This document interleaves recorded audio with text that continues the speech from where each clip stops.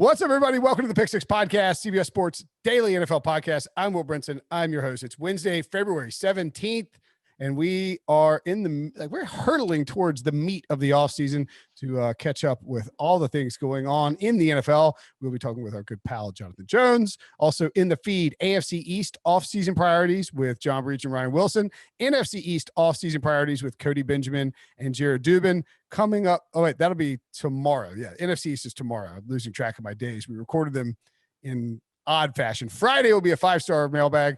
Leave a 5-star review on Apple Podcasts. Any question you want, whether it's about life, beer, particular offseason, a player, a trade, whatever you want. Parenting advice. I got some bad ones. Do you want some DFS picks? Oh, I got those. I'm much better at that than being a parent. Anyway, we'll get to it next week, though. Leave them now. They'll pop up at some point. JJ, what's up, buddy? Man, it's good to talk to you. It's good to be back home here in Charlotte. Yeah, you are in Charlotte now. Yeah. I had been up in the Stamford, Connecticut area for a few months throughout the season, but I'm back home and happy to be talking. What was the longest stretch you went without? Like, were you there the whole time? Yeah, I got up there. I was there. You didn't see your house for like 5 months, or your that's apartment. Correct. Yeah, 5 months. Was that weird walking back in? Yeah, it was. I had a buddy who came and checked up on things and whatnot, but no, it was good. And, I was happy to do it and thankful that, CBS allowed me to do it because I didn't Did you hug the bartender at the hotel on your way out in Stanford? We did a lot of socially distant, like, hey, let's stay in touch kind of deals. I follow you on this social media channel. So it was nice. Okay, right on. So the Texans are a thing right now. Yeah, we're still talking about them, huh? Yeah. And JJ Watt's out. Deshaun Watson still wants out. Do you have any does it bother you at all? Some people made a big stink out of how they handled JJ Watt versus how they are handling Deshaun Watson. I understand why people want to say that, but I also understand why it's kind of nonsense. Yeah, it's more that it is a little bit nonsense. You're talking about a pass rusher whose best days are behind him. He's on a contract at what was $17.5 million. Like they don't want to pay him at that price, considering his production and injuries the last couple of years. No one in the NFL wants to pay him at that price. Now, could they potentially have sent him somewhere for I had written second or third rounder. I talked with some personnel folks. That was probably too high. A fourth or a fifth rounder. And gotten that in return, especially for a team that needs picks. And then the team that traded for him would obviously restructure that deal. They'd all be under that understanding. Yeah, they could have done that.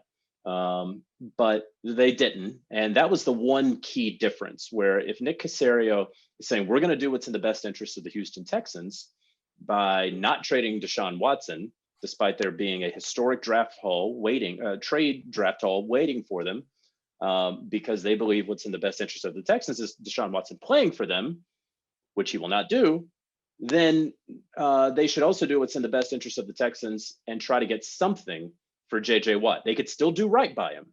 They could trade him to a place that he wants to go, a Pittsburgh, a Green Bay, a Buffalo, a Cleveland, if those are the four or whatever they wind up being. And then those teams could restructure his deal. They opted to not do that. They opted to just, quote unquote, do right by JJ Watt. So congratulations on the PR win, but that doesn't translate to anything on the field. Yeah, so it's weird. And I Doug Gottlieb and I were tweeting about this, and he was like, have you talked to anybody in the league? I was like, well, so the Watt thing, one of two things has to be true. Either I don't know if it's one of two things, but this is what bothers me. I get that they weren't getting a high pick for him, but you're getting something for him. Now, it's not going to change the fate of your franchise. I did want to add that. Sure. If you get a fourth rounder, if you get a third rounder for him, that third rounder is not going to be the difference, more than likely, between you going to the playoffs and not going to the playoffs next year. Of course not even close. Now, you could end up hitting a home run with the third rounder. You could use a third rounder and move up in a deal to get it. My only point is this. If JJ Watt, maybe they get a late compensatory pick for him. We'll see how he plays and where he goes and what he signs for. But you hired Nick Caserio and you brought Jack Easterby in. Like, the whole point of it, I thought, was that these guys were groomed under Bill Belichick and that they have connections to New England and that they would act in a way that Bill Belichick would act. You know what Bill Belichick would never, ever, ever, ever, ever, ever do is let a player walk for good PR and lose a fourth or third round pick. And maybe it's a fourth, but I mean, like, so are the Texans are the Texans that desperate for good PR? So are they idiots? Are they liars? Like, what? Like, that's the question. That's my thing. Are they idiots? Are they liars? Or are they dumb liars? I don't know. Well, I mean, look at their most recent history, right? And they got rid of Bill O'Brien in large part because they gave him too much power. He ran unchecked as the general manager, and that's what landed them Laramie Tunsil on the largest offensive lineman contract. Which, listen, congratulations to Laramie Tunsil, but I don't think anyone would pay Laramie Tunsil that sort of money unless you have to trade all that you did for him. Obviously, DeAndre Hopkins for the second round pick. And now you let JJ Watt go for nothing. And so it continues bad personnel decisions. In my opinion, this is not the worst of them. And I'm not going to crucify the Houston Texans for not getting, again, a compensatory pick for Watt.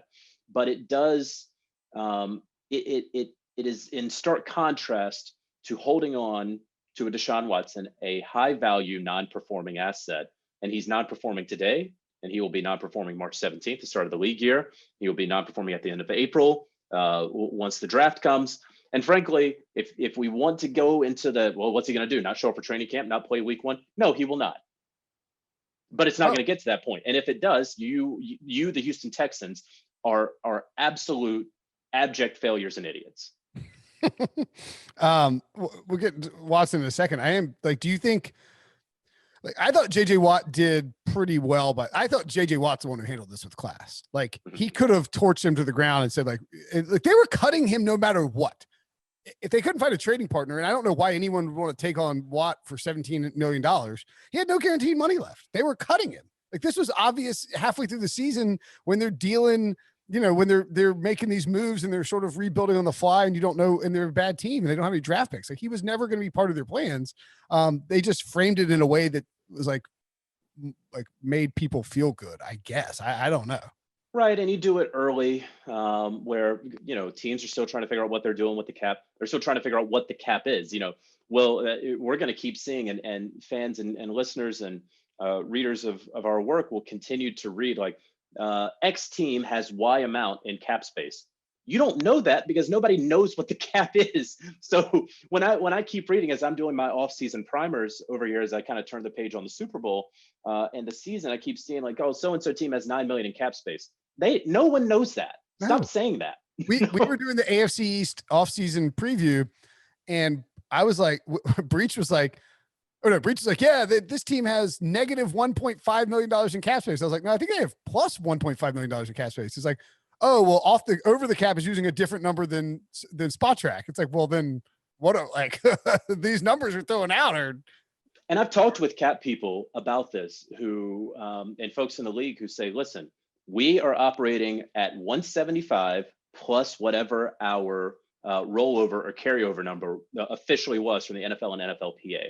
So if you got 10 million in rollover carryover, that team is operating at 185 million for 2021. Now, whatever else you get on top of that, that's great. That's money that you found in the couch. But you would not be fiscally responsible if you are anticipating the cap being at even, let's say, 185 and then adding your rollover. It's all guessing right now.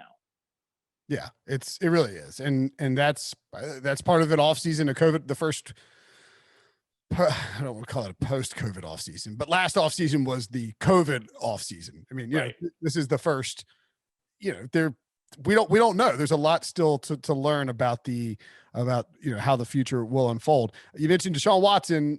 Has there been any movement that you've heard about with Watson in terms of the Texans taking calls? Because some buzz has said that they're just like, no, we're not trading him. Yeah, I mean, that's it. I keep getting asked, what will it take for the Texans to trade Deshaun Watson? Fact is, no one knows, because the Texans are absolutely dug in that they are not trading him. And so teams are calling. They're not getting anywhere with the Houston Texans. They can call Deshaun Watson's camp, and Deshaun Watson's camp is like, it's sort of up to the Texans. Now, Deshaun and his camp, they certainly do have leverage. He's coming off a career year. He's 25 years old. He very clearly doesn't want to play there. And he does have, as I'm told, a short list of teams. Now, he and his camp are very wise to keep that close to the vest because, as I've written, it behooves all three parties, Deshaun Watson's new team, let's call it Team X, Deshaun Watson, and the Houston Texans to all work together. It takes three to tango here. And the Houston Texans are only going to let go of Deshaun Watson at a time that would be favorable to Deshaun Watson and to Team X if they can get proper value for Deshaun Watson. And you can argue they'll never be able to get proper value for him. And maybe that's a fine and fair argument, but you have to get something for him. And if he releases, hey, I'm only going to these 4 or 5 teams or 2 or 3 teams, that then drives his value down because everyone now knows that it's not an auction or a free-for-all with 12 to 14 teams. So we will likely not hear a defined list from Deshaun Watson. We can obviously guess. We know that he very much likes Miami. We understand that going to play for Kyle Shanahan in San Francisco, and you look at Jimmy Garoppolo's cap number and you say, yeah, they could make it work. You don't know how they're going to make it work with the salary cap. You can look at New York, and he likes spending time in New York. His publicist lives in New York. Perhaps that could work with the Jets. If he wants to go there, you can make an argument that that's just Houston Texans 2.0. And then finally, the Carolina Panthers are a team that will very aggressively pursue Deshaun, have been aggressively pursuing a better quarterback than Teddy Bridgewater, as evidenced by their attempts at Matt Stafford. And I should say that the Carolina Panthers' attempts at Matt Stafford, which involved a first-round pick, the number 8 overall pick, and Teddy Bridgewater, they were so adamant and aggressive in Matt Stafford because they believe that the Houston Texans will not make a move with Deshaun Watson at the proper time. And so the Texans have gotten the word out, we're not doing anything with him. Well, does the Carolina Panthers and other teams, do they want to go to the dance and be left without a dance partner? Or do you want to try and say, hey, want to go to the dance with me, Matt Stafford? You're not as cute as Deshaun Watson, but I really want a dance partner. You don't want to show up to the dance with no date? So that's no date, you know, with like this 8th overall pick. That's exactly right. So yeah. That's where they're at right now. Okay. With the Panthers, I think the Panthers are really interesting. Somebody asked me on radio this past week, and I don't remember who it was, but they were like, where does, maybe it was actually here. Actually, no, it was Adam Gold. Sorry, Gold. It's been a long week. You do a lot of radio.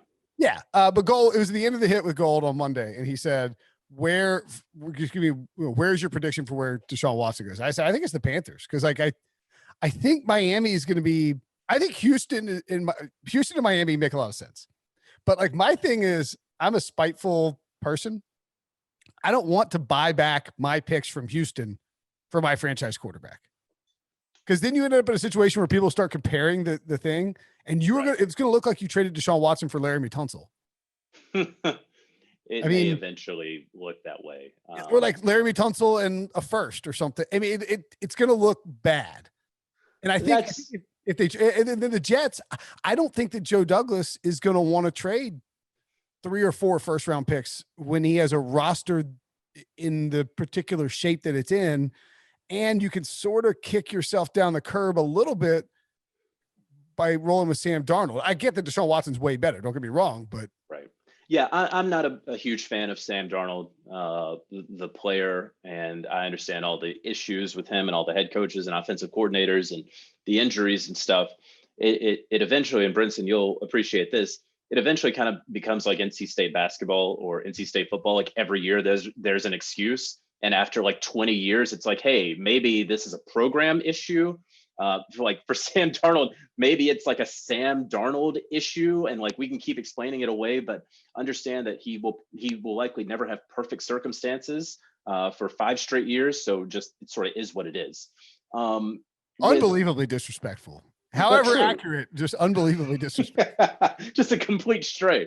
As far as Watson though, I mean, I look at Houston and I see no picks until the 3rd round. I see they just cleared $17.5 million in cap space. Cut David Johnson, you'll clear $6 more million. You need some cheap labor. You're in a tough spot. You have a new head coach. You have a new GM. Watson's not going to be on a team that's going to tank. And right now, this team has all the symptoms of a tank job. And so what's the best thing to do when you are entering a tank, what should be an obvious tank? You need a bunch of draft picks. And the Houston Texans don't really have any, at least not until the third round. So I understand. Yeah, well, you're a spiteful dude, and I get it. And, for years, people will compare it. But there is also the built-in excuse for the Texans that was Bill O'Brien. We're Nick Caserio, and this is the future of the Houston Texans. So, yeah, is it buying back our picks? Yeah, it is. But it's also Nick Caserio saying, this is my lot in life, and I have to make the most of it. All right, well, let's talk about a Panthers possibility, because to me, they don't have as good a pick as the Dolphins or the Jets, obviously. You're not going to be able to get, I guess you could maybe get Justin Fields. Certainly you would think you could get Trey Lance with their selection. It's possible you could get, I doubt Zach Wilson falls that far. And nobody, who the hell knows, right? Who knows? Because right now, I make this comparison all the time. At this point in 2016, it was the Titans and the Browns that had picks 1 and 2. Yeah. And it wound up, of course, being the Rams and the Eagles. And both guys are about to get traded. Right. But we can look at picks 1 through 7 right now, the Panthers picking at 8, and we can say, all right, this team needs a quarterback. This team needs a quarterback. But ultimately, you don't know who's going to hop up there. You don't know if the Falcons at 4 are going to take a guy and let him sit a year behind Matt Ryan or half a year. There's so many unknowns right now that if you are the Panthers, if you're any fan or observer, but especially if you're the Panthers, I would not at all set my draft board in permanent Sharpie with, okay, here are the quarterbacks who will be available to us at 8. There's no way you know that. Yeah. And I do think that if you want to feel, this is kind of a no-brainer, but like if you want to feel certain that you're going to get a quarterback, you do need to get above the Falcons. But even then, you're still behind the Jets, so you don't know. So if you, the only way to know for sure that you could get one of the quarterbacks that's not Trevor Lawrence is to trade with the Jets. That's the only way you can know. That's the only way you can know. And Cincinnati doesn't need to move from 3 down to 8. Like they have too many pressing. Cincinnati's at, no, the Dolphins are at 3, right? Excuse me. Dolphins are at 3. Yeah. But so look, 2, 3, the Falcons 4. The Falcons are 4. Did the Bengals get to 6 somehow? How did the Bengals get to 6? We got Cincinnati at 5, Cincinnati at 5, Philly at 6, Detroit at 7, Carolina at 8. That's right. Yes. Yeah, so 5. Okay. So the 1 through 4 are all capable of taking a quarterback, and also dealing the pick. Yeah, or dealing the pick, and then 6, 7. I guess the Lions wouldn't take one with Jared Goff there, but who knows? I don't think you can completely rule it out. The top 10 is littered with teams that could potentially take a quarterback. So if you're the Texans or the Panthers, I guess that's my point. If you're the Texans and you feel like you need to draft a quarterback in addition to getting Teddy Bridgewater back from the Panthers in this hypothetical trade, 8, probably not cutting it. That's part of the 8 is not cutting it. However, this is also important where people say, how many first round picks and whatnot? Listen, the number 2 overall pick to me equals 1.5 first round picks.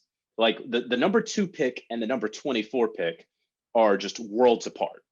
And we're really talking about a guy who has a 50-50 shot, not of being a star, but of being a gold jacket Hall of Famer at number 2. Whereas at 24, you're talking about a second round pick is really what you're discussing. And so at 8, what I have kind of talked about with the Panthers is if they can get up and make that pick more attractive, if they can go from 8 to, they're not going to get 4 because the Falcons wouldn't make that deal with them no matter really what. Right.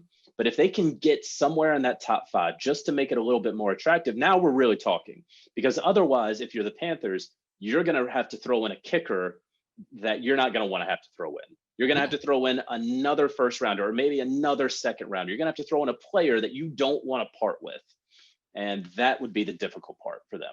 All right. So what do you think the framework would look like if they were stuck at 8? Because you could make a deal with the Jets where you find a way to get from 8 to 2, although that's expensive in and of itself. That's expensive. What you need for Deshaun, if you want Deshaun or if you just want to get to 2. We're talking about getting Deshaun. If you want Deshaun is going to cost something that equates to 4 first-round picks and maybe something else. Does Christian McCaffrey qualify as a first-round pick? That would be a first-round pick. And Okay. so you can talk about 3 first rounders, including number 8 this year. You can talk about 2022 and 2023 first rounders, McCaffrey, and then you might have to throw in a third rounder somewhere in there. Would you do that deal if you're Carolina? Absolutely. Yeah, I would too. 100%. First of all, you get McCaffrey off the books, which I mean, McCaffrey is the favorite player on the franchise. Like, yeah, no doubt about it. But he's a running back who has a big contract, and you would the biggest contract in the NFL. So yeah, I don't think David Tepper. The only hesitation would be that David Tepper. That's the last vestige of his original Panthers that he bought. He really does like Christian and all that. Sure. If I'm the Texans, I'm going to say, well, I don't want that 3rd round pick. I want McCaffrey and Brian Burns because we need edge rushers. So there's another 1st round pick. I think people I don't know where we're at in valuation, but like, to me, giving up a player like Brian Burns, who you have spent, it's not just a mid 1st round pick that you took, it's not like it's number 15 overall to me. He's played better than that. Yes. Like, if you did the redraft, I think he would go higher. And regardless, you've developed him. Like, the time that you've spent the last 2 years to make him a better player and to get production out of him, and the expectation of what he can do moving forward, that's a premier pick. So yeah, I mean, on a cost controlled rookie deal. Yeah. So if I'm Carolina and the Texans are, if you can get the Texans talking and they're adamant about Brian Burns being involved, to me, it would be 2 first. So this year's first, next year's first, Brian Burns, and then like a third, or I mean, I think you'd prefer not to throw McCaffrey in there, because if you could have Deshaun and McCaffrey and DJ Moore and like, at the very least, you are a very enticing offense. Yeah. So I don't know if this year, if number 8 overall this year, if let's call it 18 overall next year, Brian Burns and a 3rd round comp pick who might not be on your team in 2 years is going to be enough for Deshaun, especially when, the Dolphins, the Jets, the Broncos, any number of teams could offer more than that. And so because you're going to get, the Niners probably could as well, because you're going to start getting into a little bit of an auction once the Texans pick up the phone, it's going to have to be more. Yeah. And the other thing too is, like, if like the pick you send back to Houston next year, the 1st rounder is below 15, then you have a whole different set of problems, because that means you traded for Deshaun Watson and you weren't even really in the playoff hunt, or I guess you didn't. Yeah. If you trade for Deshaun Watson, you expect to be a playoff team next year. Right. And you look at the NFC South, and obviously Tampa's going to be right there, but you talk about who's above or below and how much cap space you have. New Orleans Saints have, are $100 million in the red. You have the Falcons, who aren't even going to have a free agency this year. Yep. They'd have to cut like Deion Jones. We were talking about that too. They'd have to cut like Deion Jones and a bunch of dudes. They really, they're going to have to restructure guys, because there's not, outside of like a Dante Fowler, like they're in such bad shape that it's not just as simple as, hey, here's a high price guy that we can cut and clear $18 million.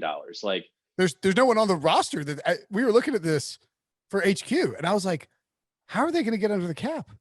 Like, they don't have, like, it's all going to be restructures. And so then they're going to kick the can down the road. Matt Ryan, Julio, just kick it. Yeah. Yeah. And I don't know if you want to do that with Matt Ryan and or Julio, because that bill will come due. I would much rather it be with a younger offensive lineman like a Jake Matthews.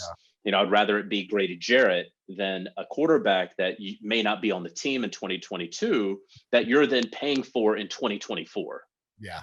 That's called the Cowboys and Romo. That's not what you want. And that's no shade at our colleague Tony Romo whatsoever. Okay. Any other thoughts on Watson before we on Watson? No, we're not. I appreciate. We're stagnant on Watson, it feels like. That's exactly right. And we will be for a while. Okay. So, I mean, the one other thing I was going to ask you, I mean, do you think that Deshaun Watson's financial, intestinal, whatever you want to call it, testicular fortitude, moral fortitude, whatever you want to call it, is strong enough to skip games and lose paychecks? Yes. Ooh, okay. Because I think that's the crux of it all.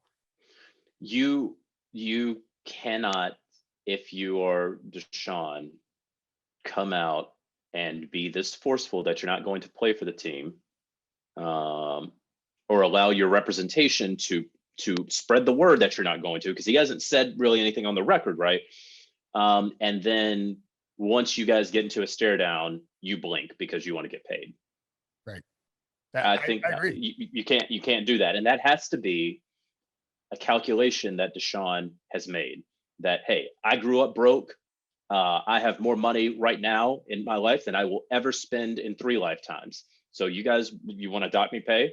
That's fine. I'm straight. My family's straight. My grandchildren are straight. Yeah. You have to believe that, and I do believe that he understands that. And he is a principled dude. Like it wouldn't be shocking. Also, if you're the Texans, and let's say he sits out games and you get into the season and this is getting ugly, are you going to come after his bonus money? Because that will send a message. Like, you think it's ugly now with the PR stuff, that would get so ugly for them. And it's different than headlines at CBSSports.com, and it's different than exposés by Sports Illustrated. It sends a message to every free agent. It sends a message to your impending free agents of what you think of them. Yep. And it would be worse than when the late Bob McNair and his comments from all of the national anthem controversy. If you see a guy who's done everything the right way in Deshaun Watson, a leader in the community, a leader in the locker room and on the field, be dock pay and bonus money, and they're coming after it and all this stuff, and all out of spite, good luck. Yeah. And McNair's anyway, we don't have to get McNair's comments. Let's take a break, and when we come back, we will talk about more quarterback situations. All right, JJ. So is it possible that we are entering a different landscape? Should these quarterbacks be taking shorter deals? Like, I'm not saying Deshaun Watson should have played things out. I mean, you got to get paid when you get paid. But yeah, if he wrote out his rookie deal right now, he'd be like, listen, he wouldn't have the. I mean, it's a catch-22. But you know what I'm saying? Like, if he hadn't locked himself into Houston, I guess he would still have to worry about the franchise tags and all of that. That's right. I mean, look at Dak Prescott, right? Because to use this logic and to go down this road, look at a Dak Prescott who can't get out of Dallas. They're going to keep tagging him. Yep. And to Dallas's detriment. And I said this, Will, the day of the Jared Goff extension from a couple years ago. Dallas needs to go to Dak Prescott, and whatever it was like 4 years, $130-something million. Tack on another $5 million so that, Dak can say, I get paid more than him, and go to him with that deal. And you'd be in a much better cap situation than you are right now, because they're going to tag him. It's going to be around $38 million. There's going to be no relief that they can do. They can't restructure it. So it's harmful to the Cowboys, but Dak can't get out. Right. And I kind of see where we're going down this road, Will. And about 2 years ago at my previous employer, I wrote a lot about and spoke about on a podcast about we were entering the era of player empowerment in the NFL. And it is not, this was around the time that Antonio Brown forced his way out of Pittsburgh, when we all said, there's too much dead money. Why would Pittsburgh do this? Right. And then he got to Oakland, and then he said, I don't want all this guaranteed money. I'm going to force my way out of here too. It was Lev Bell leaving money out there on the table. It was Kirk Cousins getting the first guaranteed contract in NFL history. It was Julio Jones basically getting a guaranteed contract at the wide receiver position. We have seen really the last couple of years, this leverage, the players really taking on their leverage a little bit more. And it was born out of what the NBA was really doing with these star players. And it was Anthony Davis. It was Kawhi Leonard. It was Paul George. And so these NFL players look over there and say, okay, well, they have guaranteed money. We don't. But what can we do that they are doing as star athletes? And so then it trickled into Jalen Ramsey and Jamal Adams. And we can continue down that list. But what's been driving me nuts, man, is the last probably 4 or so weeks, people are like, all these quarterbacks have looked at Tom Brady and what he's done in Tampa and the leverage that he created to build. This has nothing to do with Tom Brady. Right. This is nothing to do with Tom Brady. Tom Brady kind of run out of New England. Like, he didn't demand a trade. He got run out. And then he didn't have nearly the number of suitors that he thought he would have, that I thought he would have. And yeah, he got some say because he had 6 Super Bowl championships at the time. So that's what happens. Russell Wilson is not going on the Dan Patrick show and saying what he's saying because Tom Brady is doing something in Tampa. He's doing it because his peers among athletes in the athletic world are doing this. And we in the football world, in the NFL world, need to get our heads out of our asses and realize that it's not all about the NFL, that this has been going on in sports for a while. And so Deshaun Watson and Matthew frankly, Stafford, Carson Matthew Wentz. Stafford, Carson Wentz, all these guys are looking at their peers, and that's who they are because they are Pro Bowl talents. So they're looking at all-stars in other leagues and saying, yeah, I want to do it just like that. Why can't I? Well, and it's interesting because for so long, I mean, like baseball had Curt Flood in the 70s, I guess, with free agency. And then, football had Reggie White, who, they forced their way out of the open market. And for years, I think athletes have largely been spinning their wheels about, quarterbacks in particular, because there's a whole lot of like socioeconomic things to deal with, unpack with the quarterback position that we won't get into. But by and large, the quarterback's expectation, for better or for worse, has been to be the team player, the leader, like not going to rock the boat, going to be the guy who plays by, team, like you stand by your team and you do what your team wants. And now it does feel like these guys are not like they see themselves as individual athletes, although they do, but like the I hate this, but the brand power of I don't know, these guys feel, I mean, and it's okay to feel this way. You're like, I don't have to stay here in this situation I don't like just because I'm a quarterback and this team has control over me. Like I'm going to force my way out if I can force my way out. And it's a natural evolution, I think, of what we've seen with athletes. You talk about the brand, they have fans on their side more. They can interact more directly with fans. And so fans, I think today, and this is going to be crazy to certainly to athletes who are like, yeah, tell the fans who are on me about fantasy. But I do think that fans today may have slightly less of an allegiance toward their team, I think you're right, and a little bit more allegiance toward the player than they even had 5, 10, 20 years ago. Would you agree with that? Yeah, absolutely. I was just going to say that Deshaun Watson, this case where like everybody is on Deshaun Watson's side, is unheard of. I mean, if you did this in the 90s, remember when LeBron James left and people were like, Jordan would never leave the Bulls, like you're just supposed to stay and win with whatever you got.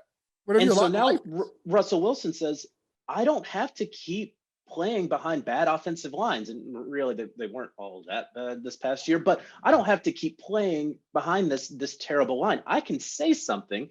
And then all of the fans, because I know ownership cares about what fans think, that can then apply pressure. People can know I am unhappy and we can go about it that way. Aaron Rodgers, same deal.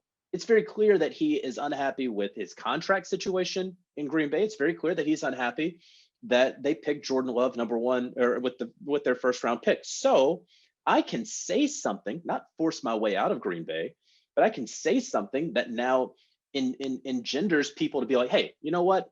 I'm with you on this. And how does it harm Aaron Rodgers? Because he's not going anywhere. They're not going to start Jordan Love in week 2 because he said this. There's no harm in it.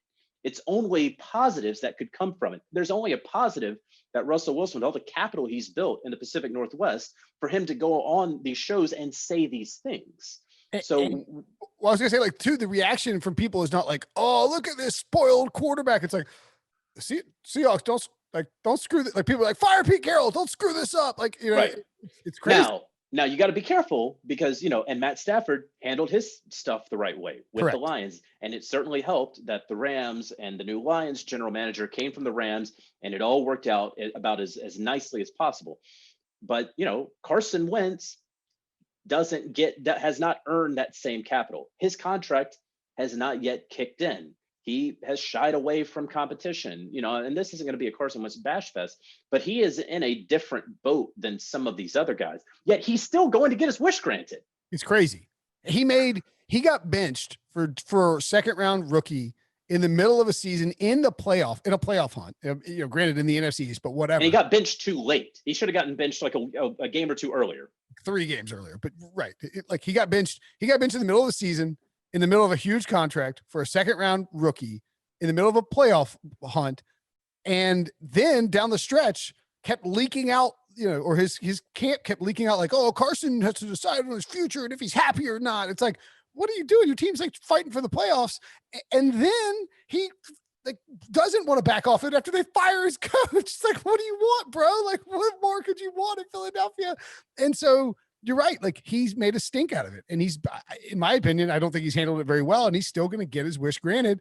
And he's still going to get his wish granted. And that is the point of the player empowerment, that this has been of movement for some time, that, you know, if Carson Wentz can get his wish granted and he can be dealt to Chicago or Indy for a mid to late first round pick, then hell yeah, Deshaun Watson and Matt Stafford and all of these guys can absolutely get out of their situation, because that's the way the game is today.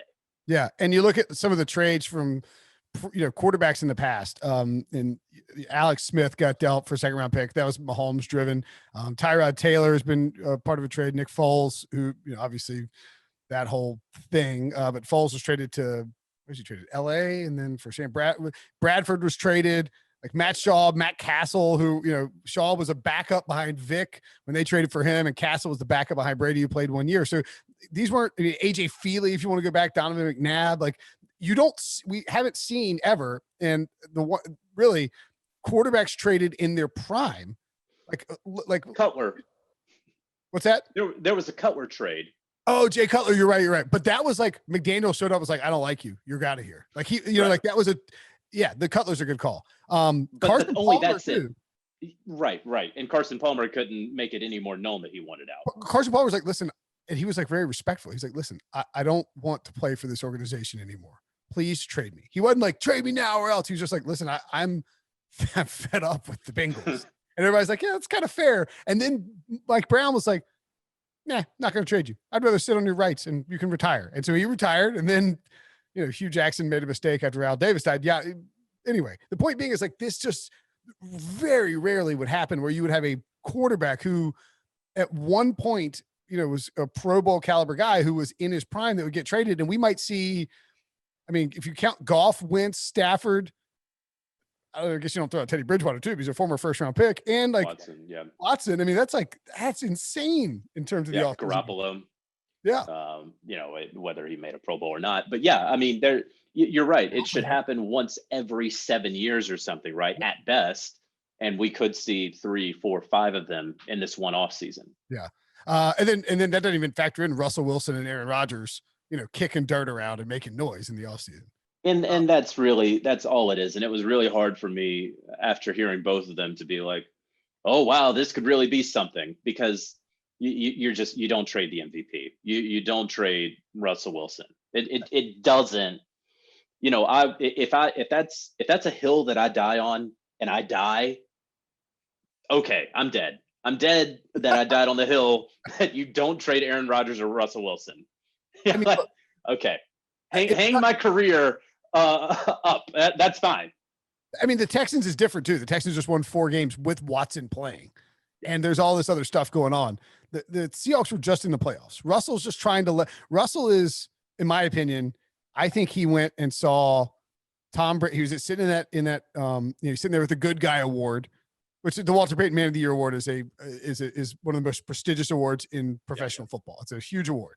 It is a big honor, but it is the Good Guy Award. And he's sitting there in the booth with Roger Goodell and his wife, masked up, watching Tom Brady win number 7, holding the Good Guy Award, still without an MVP vote. And his team lost to Chase Walford or John Walford in the playoffs. Like, and the corpse of Jared Goff, who just got traded. So I understand why. I think he had like some FOMO frustration and basically wants to say, hey, look, I just saw Drew Brees. Drew Brees is retiring. He has one. Aaron Rodgers just came up woefully short to this guy who just won't quit winning. He has one. I don't want to retire with just one in Seattle. And I think that's sort of what his frustration was born out of, and probably Aaron Rodgers too, you know, and that's okay.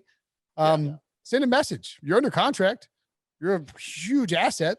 You're borderline untradeable because you're cap hit. I mean, send a message. It's fine. Yeah. It's a leverage play.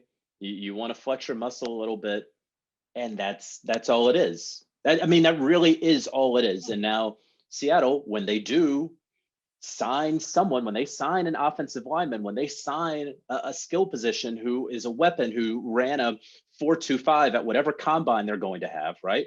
Whenever they do that, they can then say, and all the fans can say, look here, Russell, there you go. So it may have been when Antonio Brown caught the touchdown in the Super Bowl, because Russ lobbied. I mean, he was lobbying for Antonio Brown. Yeah. I mean, I'm not saying that would have put him over the top by any stretch, but I get it. But I think your point of they're just kicking dirt, that's exactly what it is. And they want to make sure that as the dust settles, their uniforms are clean, everything's happy, everybody's good. You heard me? Okay, let's go.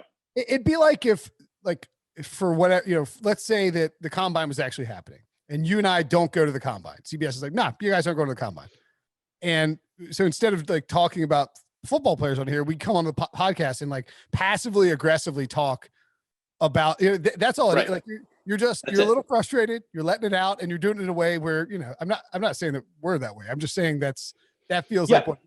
And that's what it is. So Wentz is going to get dealt, and all that Super Bowl week talk was just trying to gin up a lot of urgency.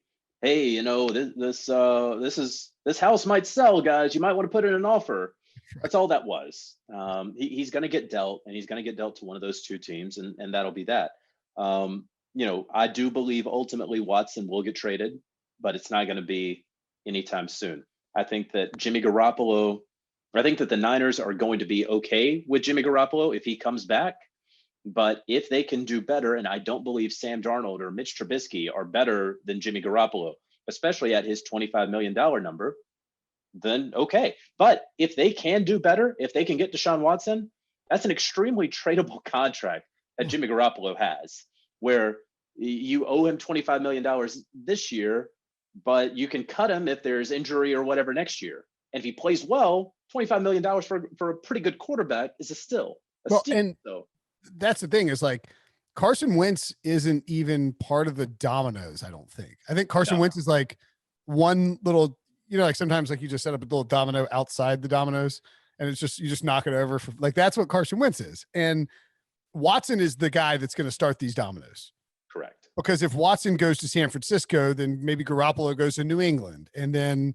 Now New England doesn't have to do that at 15 and move up, which they may. Exactly. And then, I mean, again, like maybe if the Niners like Sam Darnold and the Jets are fall in love with the quarter. I mean, I'm saying but the Niners are probably going to wait and see what happens to Watson. And for that Watson's the real domino here, but I agree with you. I think Wentz will get dealt sooner and later. And then we're going to have to ride out this Watson thing. And maybe Derek Carr will get moved in between then. Who knows? Yeah, Carr, Mariota. Then you have Tua down in Miami. If Watson goes to Miami, somebody's going to want Tua. Yeah. And he won't be there in Miami. Right. So, Watson's the domino. We wait and see how it goes. And I'm sure we'll talk to you more about it in the near future, JJ. Can't wait. Thanks, buddy. Appreciate it.